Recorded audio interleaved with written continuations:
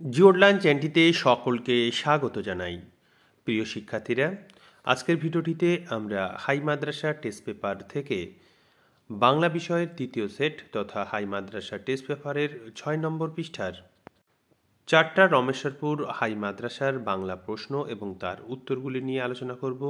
প্রশ্নপত্রটির সমাধান করেছেন উলা কালচেরা কাদরিয়া হাই মাদ্রাসার সম্মানীয় শিক্ষক রেজাউল করিম মহাশয়। প্রথম প্রশ্ন, ঠিক উত্তরটি বেছে নিয়ে লেখো।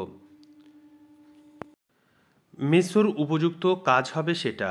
মেসোর উপযুক্ত কাজটি হল তপনের গল্পটা ছাপিয়ে দেওয়া। নদীর বিদ্রোহ গল্পে স্টেশন থেকে ব্রিজের দূরত্ব ছিল 1 মাইল।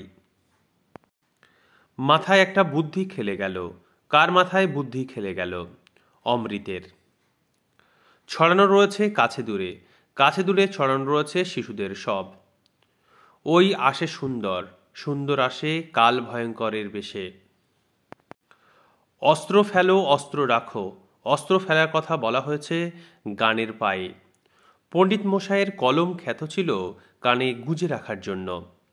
সেই আঘাতেরই পরিণতি নাকি তার মৃত্যু। এখানে কার কথা বলা হয়েছে? ত্রৈলোক্যনাথের কথা বলা হয়েছে। কলকাতা বিশ্ববিদ্যালয়ে পরিভাষা সমিতি নিযুক্ত হয়েছিল 1936 সালে। কারক হল ক্রিয়ার সঙ্গে নামপদের সম্পর্ক। ক্রিয়াকে কাকে দিয়ে প্রশ্ন করলে যে কর্মটি পাওয়া যায় তা হল গৌণ কর্ম।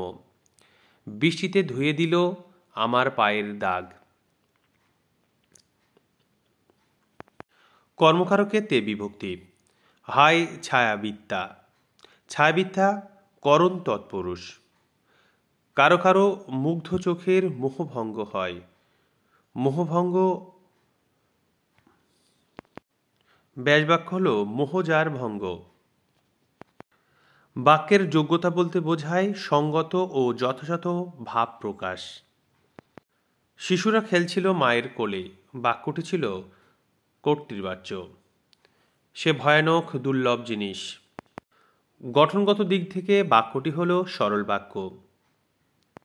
প্রিয় বন্ধু ও শিক্ষার্থীরা, আমরা এসএকিউ অংশের উত্তর নিয়ে পরবর্তীতে আলোচনা করব। আর আমাদের পরবর্তী ভিডিওগুলি সবার আগে পাওয়ার জন্য এখনও জিওডলাইন চ্যানেলটি সাবস্ক্রাইব করা না হয়ে থাকলে অবশ্যই চ্যানেলটি সাবস্ক্রাইব করে রাখো। ভিডিওগুলি থেকে উপকৃত হলে অবশ্যই লাইক, শেয়ার, কমেন্ট করে জানাও। এখন আমরা বাকি প্রশ্নগুলি দেখে নেব।